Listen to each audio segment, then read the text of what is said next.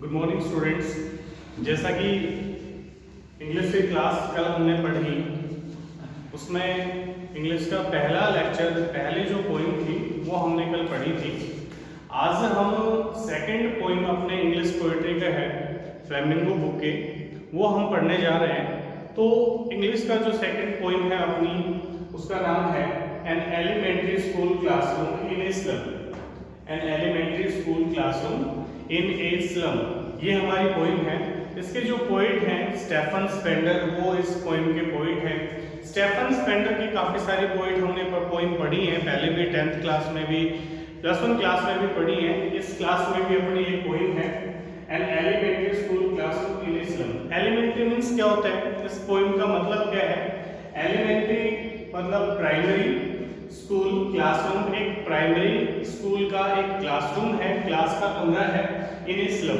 Slum means होता है जो गंदी बस्ती या जो मैले कुचले लोग जहाँ रहते हैं, एक झुग्गी झोंपड़ियों वाला जो एरिया होता है जहाँ कोई फैसिलिटीज नहीं होती, उस तरह के एरिया को हम क्या कहते हैं? स्लम कहते हैं। उस स्लम एरिया के अंदर एक प्राइमरी स्कूल है, उसका एक क्लासरूम है। उस क्लासरूम को वहां पे डिफाइन कर रखा है इस पोइम में कि उस स्कूल का क्लासरूम कैसे है प्लस उसके स्टूडेंट्स कैसे। आप इमेजिन करो कि एक ऐसा एरिया जो स्लम के अंदर है, जहाँ कोई फैसिलिटी नहीं होती। स्लम मीन्स क्या होता है? जहाँ झुग्गी झोपड़ी वाले बच्चे रहते हैं, जो कागज वगज बीनते हैं। आप इमेजिन करो कैसे रहते हैं, बिना कोई फैसिलिटी, उनको ज़्यादा फैसिलिटी नहीं मिल पाती हैं, वो बच्चे ऐसे ही घूमते हैं, एजुकेशन बहुत दूर है उनकी, फिर भी वहाँ पे उस एरिया के अंदर एक स्कूल है, उसका क्लासरूम है। उस क्लासरूम के बारे में स्टेफन स्पेंडर ने यहाँ बता रखा है। ठीक देखो, सबसे पहला जो स्टेंजा है, इस स्टेंजा में हम उस क्लासरूम के स्टूडेंट्स के बारे में पढ़ेंगे। ठीक, पहले स्टेंजा में हम एलिमेंट्री स्कूल क्लासरूम, प्राइमरी का एक स्कूल है स्लम एरिया के अंदर, उसके अंदर क्लासरूम में जो स्टूडेंट्स हैं उन स्टूडेंट्स के बारे में जानेंगे कि वो स्टूडेंट्स कैसे हैं। इमेजिन करो जो बच्चे कूड़ा वगैरह बीनते हैं, ऐसे घूमते हैं, वो कैसे रहते होंगे? हेल्दी नहीं रहते, बाल बिखरे हुए रहते हैं, प्रॉपर टाइम पे उसको कंघी वगैरह नहीं करते हैं, अच्छा खाना, एक हेल्दी खाना उनको नहीं मिलता, तो कैसे होते हो? बहुत कमजोर से रहते हैं, प्रॉपर तरीके का डेवलपमेंट उन बच्चों का नहीं हो पाता। तो पहले स्टेंजा में हम उस क्लासरूम के जो स्टूडेंट हैं उन स्टूडेंट्स के बारे में हम पढ़ेंगे। देखो, पहले लाइन है पहले स्टेंजा की, far far from rusty waves these children's faces. Far मतलब दूर दूर रहते हैं, गस्टी वेव्स का मतलब जो होता है स्ट्रॉन्ग वेव्स, जो शक्तिशाली लहरें या जो बातें जो खुशियां लेके आती हैं, जो न्यूज़ खुशियां लेके आती हैं, प्रसन्नता लेके आती हैं, इस तरह की जो बातें होती हैं वो इन बच्चों के चेहरों से दूर होती हैं।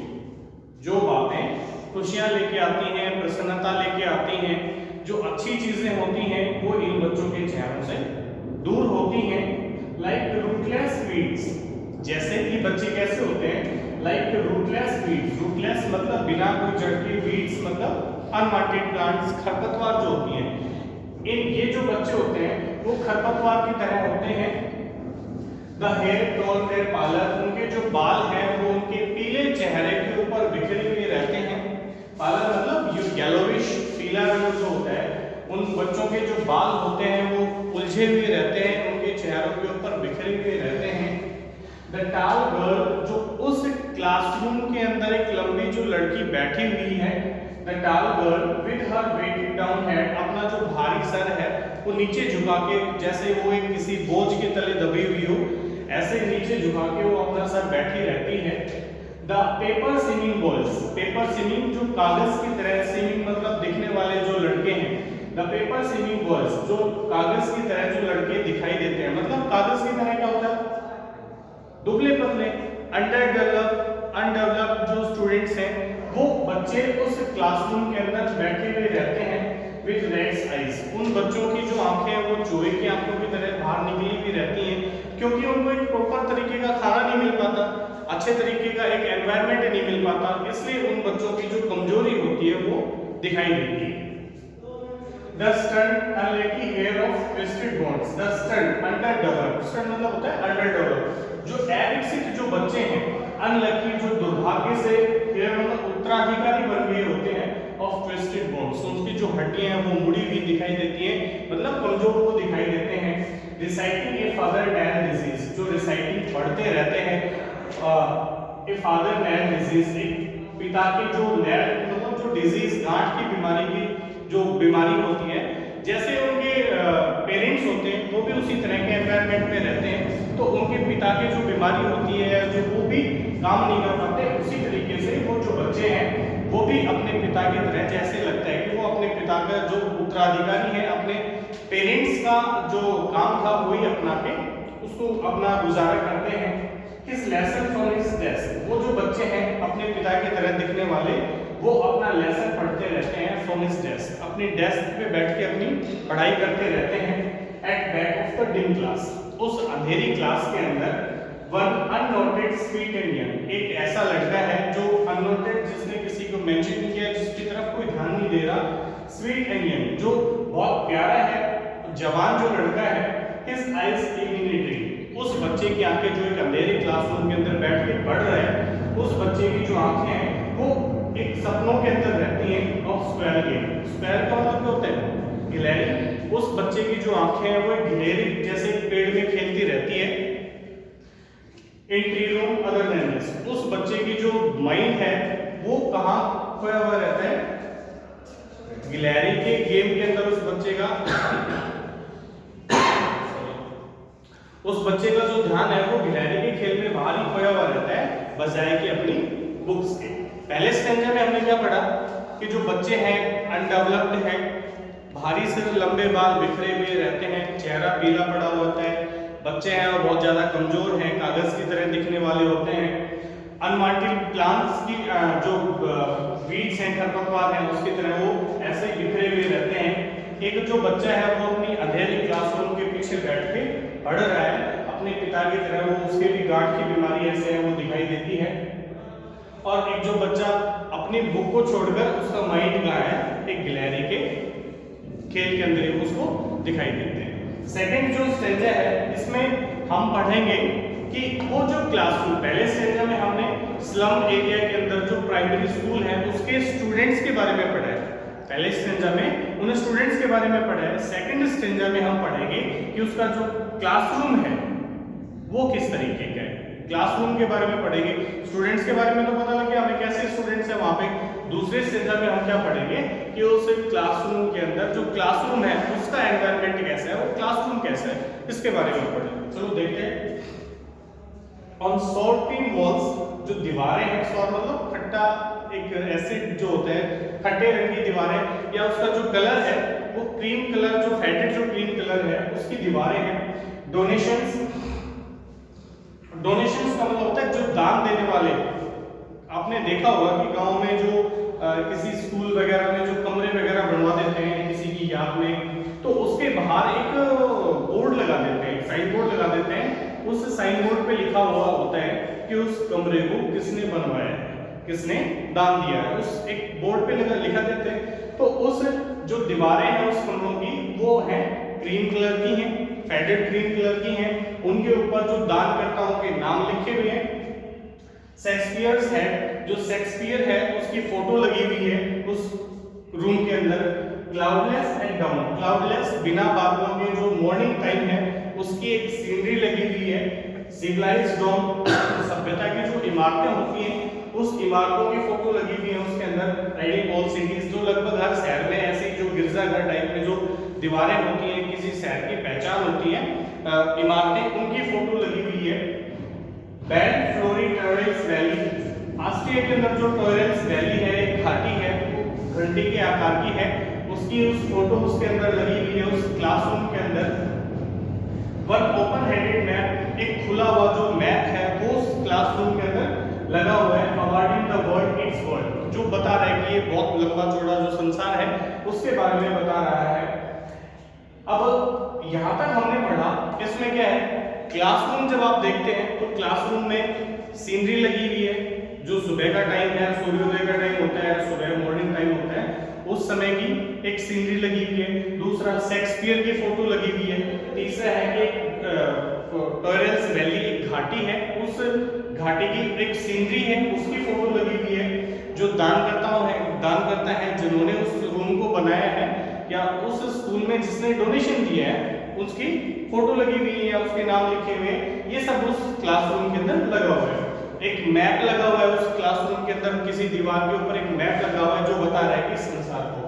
And yet for these children's, परंतु फिर भी इन बच्चों के लिए, these windows not this map, इन बच्चों के लिए ये क्या होती है, विंडो होती है, खिड़कियां होती हैं, नॉट दिस मैप, ना कि ये मैप होता है, their world where all their futures painted with fog, उनका जो संसार है वो कैसा है, where These windows not this map, ये जो विंडो है वो उनका संसार नहीं है, their world, उनका जो संसार है वो कैसा है, where all their futures painted with fog, जहां उनका सारा भविष्य जो सारा फ्यूचर है उसका वो कैसा दिखाई देता है, धुंध से भरा हुआ दिखाई देता है, अंधेरा है उनके जीवन के अंदर, उन बच्चों के जीवन के अंदर अंधेरा है। A narrow street seal, एक जो पतली गली है वो सील उनको बंद कर रखा है, in with A light sky, एक शीशे से या धुंध से भरे हुए आसमान के तले जहां वो बैठे रहते हैं वो उनके ऊपर बंद कर रखा है। Far far from river caps and stars of world, वो उन बच्चों के से दूर होते हैं, जो नदियां हैं, कैप्स मतलब टॉप्स जो होती हैं, चोटियां होती हैं, एंड स्टार्स ऑफ वर्ल्ड जो politicians made of them by promises made by politicians, जो पॉलिटिशियंस प्रॉमिस करते हैं, वादा करते हैं, जो भी पॉलिटिकल पार्टी होती है उसका एक एजेंडा होता है जिसके ऊपर वो इलेक्शन लड़ती है, उसका उस मैनिफेस्टो के अंदर जो भी वो प्रोमिसेस करते हैं, वो वादे करते हैं कि हम आपके लिए ये कर देंगे वो कर देंगे, वो प्रोमिस उन बच्चों के लिए नहीं होते, वो प्रोमिसेस उन बच्चों के नहीं होते, उनको उनसे सबसे इन चीजों से उनको दूरी रखा जाता है।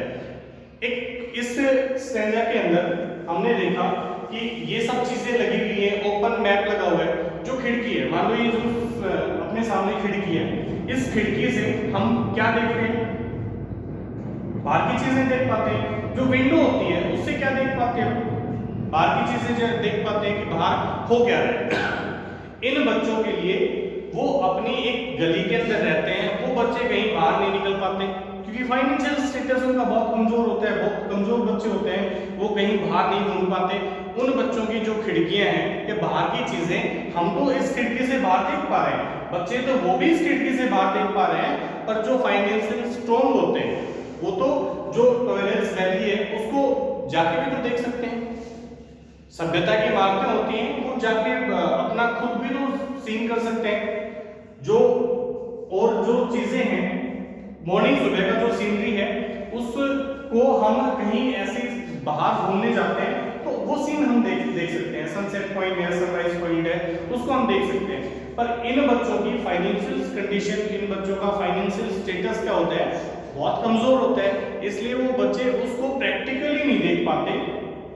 उन चीजों को कैसे देख पा रहे हैं, अपने क्लासरूम के अंदर जो फोटो लगी हुई है उस फोटो के माध्यम से ही वो देख पाते हैं। वो बच्चे प्रैक्टिकली कहीं घूम के आ सकते हैं, कहीं स्लम एरिया के अंदर जो रह रहा है वो प्रैक्टिकली कोई देख कहीं घूमने जा सकते हैं, बाहर नहीं जा पाते क्योंकि फाइनेंशियल स्टेटस बहुत कमजोर होता है।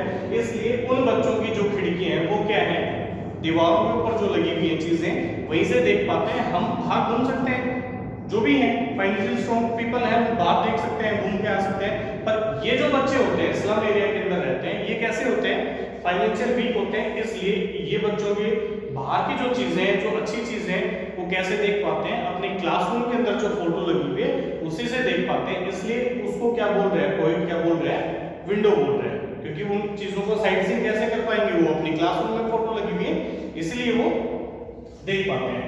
तो ये कह रहे हैं कि जो जो चीजें इसके रूम में लगी हुई हैं, क्लासरूम के लगी हुई हैं, उन चीजों के बारे में बता रखा है। फिर देखो इस पॉइंट को, इस एक दो लाइन है इनको दोबारा से देखो। And get for these children, परंतु इन सब चीजों के बावजूद भी डोनेशन के नाम लिखे हुए हैं, शेक्सपियर की फोटो लगी हुई है, एक टॉरेंस वैली की जो फोटो है, घाटी की फोटो लगी हुई है, उसके बाद में एक मैप लगा हुआ है। इन सब चीजों को जो बता रहा है कि ये संसार को बता रहा है, इन सब चीजों के बावजूद भी इन जो बच्चों का जो संसार होता है वो खिड़कियां जो इन बच्चों के लिए विंडोज जो होती हैं वो वास्तव में यही होती हैं। Notice that their world where all their futures painted with fog. इनका संसार तो क्या है, जहां वो एरिया जिसके अंदर वो रहते हैं, क्योंकि वो उससे बाहर कभी निकल ही नहीं पाते, वही इन बच्चों का एरिया है, वही इन बच्चों का फ्यूचर होता है, जो पूरा का पूरा किससे रंगा हुआ रहता है, फॉग से, धुंध से भरा हुआ रहता है। इन नैरो स्ट्रीट सी, एक जो पतली गली है वो इनको अपने अंदर रखती है in with a lead sky. एक शीशे से भरा हुआ है, धुंध से भरा हुआ जो जगह होती है वही वो बच्चे रहते हैं। Far far from rivers, caps and stars of birds. इन बच्चों से नदियां, चोटियां, बाहर जो सीनरी है वो इन बच्चों से बहुत ज्यादा दूर होती है। अंडरस्टैंड। अगला देखो, तीसरा स्टैंजा है, इसमें देखो, श्योरली, निश्चित रूप से, शेक्सपियर इज वीक। वीक का मतलब होता है दुष्ट या श्योरली, निश्चित रूप से, शेक्सपियर इज वीक। शेक्सपियर का जो एग्जाम्पल है वो इनके लिए बहुत बुरा है। कैसे है? क्योंकि ये बच्चों की जो मेंटेलिटी होती है वो क्या होती है, बहुत ब्रॉड नहीं हो पाती, वो उसी एरिया के अंदर रहते हैं, वहीं खाते कमाते हैं, वहीं निपट लेते हैं। क्योंकि इसलिए इन बच्चों को शेक्सपियर की फोटो दिखाना वो उसके लिए बहुत बुरा है। The map is a bad example.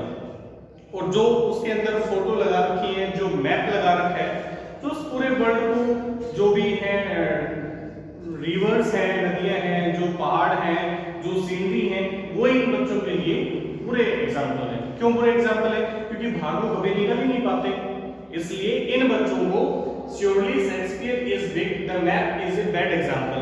जो मैप है वो इनके लिए बहुत बुरा एग्जाम्पल है। With ship and sun and love tempting them to steal for they suddenly turned in their camp home। क्यों? with ship and sun, क्योंकि जो भेड़ है, सूरज है और जो प्यार है, इस तरह से जो अच्छी चीजें हैं अट्रैक्ट करती हैं जो अपनी तरफ, इसलिए इन बच्चों की जो चीजें हैं वो एग्जाम्पल इनके लिए बहुत बुरे हैं। क्यों? क्योंकि इन ये सब चीजें इन बच्चों को दिखाकर टेम्पटिंग देम टू स्टील, इनको अपनी तरफ आकर्षित करती हैं चोरी करने के लिए। स्लम एरिया के अंदर रहते हैं, उनकी मेंटेलिटी बहुत कम होती है, उनकी नीड्स है, उनकी जो जरूरतें होती हैं वो बहुत कमजोर होती हैं, बहुत कम होती हैं। और इस तरह के बच्चों को कोई बाहर की चीजें दिखाना, अच्छी चीजें दिखाना, इन बच्चों को सीनरीज दिखाना, उस तरह की लाइफस्टाइल दिखाना इन बच्चों के लिए, वो जहां स्लम एरिया के अंदर रहते हैं, इन बच्चों को अगर आप अच्छी लाइफस्टाइल दिखाओगे तो अच्छी लाइफस्टाइल की तरफ ये अट्रैक्ट होंगे, परंतु इनके पास साधन बहुत कम होते हैं, इन बच्चों के पास में रिसोर्सेज कम होते हैं। जब रिसोर्स कम होंगे तो वो बच्चे क्या करेंगे? चोरी करने की तरफ आकर्षित होंगे। तो कह रहा है कि इस तरह का जो एग्जाम्पल है इन बच्चों को दिखाना एक बुरा उदाहरण है, क्योंकि इस तरह के जो एग्जाम्पल से ये बच्चे क्या होंगे? चोरी की तरफ आकर्षित होंगे। फॉर लाइव्स दैट लीड, इनका जो जीवन होता है वो ये छुपा के रखते हैं into their trap holes from fog to endless night. इन बच्चों की जो अगर ये चोरी करेंगे तो ये अपने आप को जैसे चूहा एक बिल में अपने आप को छुपा कर रखता है, उसी तरीके से ये भी बच्चे अपना जीवन को उस स्लम एरिया के अंदर छुपा के रखते हैं। यदि इस तरह इन बच्चों को अच्छी चीजें दिखाते हैं और बहुत अच्छी लाइफस्टाइल के सपने दिखाते हैं तो इससे क्या हो जाएगा? वो चोरी करने की तरफ आकर्षित होंगे और इससे क्या हो जाएगा? From fogless to endless night. ये धुंध में रहते हैं। धुंध क्या होती है? जहां उस दूरी का दिखाई देता है। अगर ये चोरी और करने लग जाएंगे तो क्या हो जाएगा? फॉग से, धुंध से कभी ना खत्म होने वाली बिल्कुल अंधेरी रात के अंदर कन्वर्ट हो जाएंगे। इस तरह के बच्चों को from fog to endless night on their slag heap, ये बच्चे जहां, स्लैग का मतलब होता है गंदगी, हीप मतलब ढेर, जहां ये बच्चे गंदगी के ढेर पर रहते हैं, these children wear skins, ये जो बच्चे हैं वो वियर पहने हुए होते हैं स्किन, एक दुबले पतले एक स्किन, ऐसा लगता है कि बच्चों की केवल शरीर के ऊपर एक स्किन है, चमड़ी है, peeped through by bones, जो हड्डियां हैं इनकी चमड़ी से बाहर झांकती भी दिखाई देती हैं, peep तो होता है झांकना, एंड spectacles of steel, ये जो बच्चे होते हैं वो एक चश्मे ऐनक पहने हुए रहते हैं स्टील की बनी हुई, विद मेटेड ग्लास, मेटेड मतलब रिपेयर्ड, ऐसा लगता है कि उसे जो चश्मा इन्होंने पहन रखा है वो भी रिपेयर किया हुआ, टूटा हुआ जो कांच है वो उसके अंदर लगा रखा है, लाइक बोतल बाइट्स ऑन स्टोन, जैसे बोतल को पत्थर के ऊपर फोड़ देते हैं, तो उस फोड़ने के बाद में जो टुकड़े टुकड़े होते हैं उनको रिपेयर करके अगर उसके चश्मे में लगा रखा है, ऐसा दिखाई देता है। ऑल दैट टाइम इन बच्चों का सारा जो समय है एंड स्पेस, सारा समय और सारी जो जगह है आर फोगी स्लम, वो धुंध से भरे हुए दिखाई देते हैं, गंदगी ढेर से भरे हुए दिखाई देते हैं। सो बोल्ड देयर मैप, इसलिए जो उस मैप के अंदर, उस क्लासरूम के अंदर जो मैप लगा रखा है उस मैप को भर देना चाहिए धब्बों से, विद स्लम उस स्लम्स एरिया को भी उस मैप के अंदर दिखाना चाहिए, एज बिग एज डॉन, जैसे कयामत होती है जैसे उस तरह के। इसलिए इन बच्चों के मैप को भी, इन बच्चों के एरियाज को भी उस मैप के अंदर शो करना चाहिए, दिखाना चाहिए। हमने फर्स्ट स्टैंडर्ड में क्या पढ़ा था, उन बच्चों की कंडीशन क्या होती है, कैसे दिखते हैं, कैसे वो रहते हैं। सेकंड स्टैंडर्ड में हमने क्या पढ़ा, उस क्लासरूम के बारे में पढ़ा कि वो क्लासरूम कैसा है। थर्ड स्टैंडर्ड में पढ़ा कि उन बच्चों का जो लाइफस्टाइल होती है, यदि वो उस क्लासरूम के अंदर जो मैप या फोटो पिक्चर्स लगी हुई है उस तरह की अगर लाइफस्टाइल वो जीना चाहेंगे तो क्या हो जाएगा, वो चोरी करने की तरफ आकर्षित होंगे। इससे क्या हो जाएगा, जैसी उनकी लाइफस्टाइल है उससे भी बहुत ज्यादा बेकार डाउन में चली जाएगी, एक धुंध भरी दिन से वो अंधेरी रात के अंदर कन्वर्ट हो जाएगा। तो अब लास्ट स्टैंजा में हम पढ़ेंगे कि इन बच्चों की जो लाइफस्टाइल है उसको चेंज कैसे किया जाए। इन बच्चों को फाइनेंशियल स्टेटस, इन बच्चों का जो लाइफस्टाइल है उसको चेंज करने के लिए क्या किया जाए, क्योंकि उन बच्चों को अगर पिक्चर्स दिखाते हैं, उन बच्चों को नदियां दिखाते हैं, उन बच्चों को अच्छी सीनरीज दिखाते हैं, अच्छी लाइफस्टाइल दिखाते हैं, दिखाने से काम नहीं चलेगा बल्कि उसके लिए कुछ ना कुछ करना पड़ेगा। क्योंकि अगर इन बच्चों को अच्छी लाइफस्टाइल दिखाते हैं तो क्या हो जाएगा, वो अच्छी लाइफस्टाइल जीना तो चाहेंगे और उसके लिए उनके पास रिसोर्सेज नहीं होंगे तो क्या करेंगे, वो चोरी करेंगे, और चोरी करेंगे तो और भी ज्यादा उनके साथ जो कंडीशन, जिस कंडीशन में वो रह रहे हैं उससे भी बदतर हो जाएगी उनकी लाइफस्टाइल। तो इसलिए लास्ट स्ट्रेंजा में हम पढ़ेंगे कि उन बच्चों की जो लाइफस्टाइल है उसको चेंज करें, तो चेंज कैसे करें, कौन इसमें हेल्प कर सकते हैं, वो हम इसमें पढ़ेंगे। लास्ट स्ट्रेंजा इसका देखो, अनलेस, जब तक गवर्नर, इंस्पेक्टर और विजिटर, जब तक उस एरिया के जो गवर्नर है, जो अथॉरिटी है, इंस्पेक्टर है और विजिटर है, वो this map become their window, ये जो मैप्स लगा रखे हैं, जो पिक्चर्स लगा रखी है उनकी क्लासरूम में, वो केवल उनके लिए बाहर से, जैसे हम विंडो से बाहर देखते हैं, वो उन बच्चों के लिए ऐसे विंडो बन जाएगी कि वो बाहर एक्चुअली में साइट सीइंग तो नहीं कर पाएंगे, वो मैप से ही उन चीजों को देख पाएंगे। तो कह रहा है कि this map become their window, ये जो मैप है वो उनकी खिड़कियां ही बन जाएंगे। एंड दीज विंडोज, और जो ये विंडो है, ये जो खिड़कियां हैं, that set upon their life, जो उनके लाइफ को, जो उनके जीवन को बंद कर रखा है, लाइक कैटाकॉम्ब्स। कैटाकॉम्ब्स का मतलब था कब्रगाह, कब्र जो होती है उसकी तरह। वो बच्चे इस एरिया के अंदर रहते हैं, जैसे कब्र के अंदर किसी को गाड़ दे, वो वहां से बाहर नहीं निकल पाते। इसलिए इस तरह के जो बच्चों की जो लाइफस्टाइल है वो एक कब्र की तरह हो रखी है। Break open till they break the town. Break मतलब तोड़ देना। इन बच्चों की लाइफ में जो भी ऑब्स्टेकल्स आ रही हैं, जो भी परेशानियां आ रही है, जो भी मुसीबतें आ रही है, उनको खत्म कर देनी चाहिए, नहीं तो ये बच्चे शहर में फैल जाएंगे, पूरे शहर में फैल जाएंगे और जो सिस्टम है उसको चेंज करेंगे, बदलेंगे। एंड शो द चिल्ड्रन, और इन बच्चों को दिखाना चाहिए टू ग्रीन फील्ड्स, हरे भरे खेत इन बच्चों को दिखाना चाहिए। And make their world run azure, और उनके संसार को बनाना चाहिए रन एज्योर, जिसमें वो खुला दौड़ सके। एज्योर मतलब ब्लूइश, नीला जो आसमान होता है, ऑन गोल्ड सैंड, नीले आसमान के नीचे जो सुनहरी धूप होती है, उस धूप में ही, उस मिट्टी के अंदर, सुनहरी मिट्टी के अंदर ये बच्चे खेल सकें। मतलब इनके जो बंधन है उन बंधनों को खोल देना चाहिए, इनको अलग अलग रिसोर्सेज इन बच्चों को देने चाहिए, ताकि जिस कैटाकॉम्ब से, कब्र के समान जिस एरिया के अंदर वो रह रहे हैं, उस एरिया से ये बाहर निकले। इनको स्टडी अच्छी करवानी चाहिए, इनको और भी जो रिसोर्सेज है, जो भी साधन है, इनको प्रोवाइड करवाने चाहिए। और वो करवाएगा कौन? गवर्नर, इंस्पेक्टर और विजिटर जो वहां पे आते हैं। तो कह रहा है and show the children to green fields and make their world run azure on gold sand. इन बच्चों को नीले आसमान के नीचे जो मिट्टी है, सुनहरी मिट्टी है, उसके ऊपर खुला छोड़ देना चाहिए। And let their tongues run neck, और इन बच्चों की जो आवाज है उसको बुलंद करना चाहिए। नेक मतलब खुली हुई, टंग मतलब जो जबान या जो आवाज है इन बच्चों की, वो उठानी चाहिए।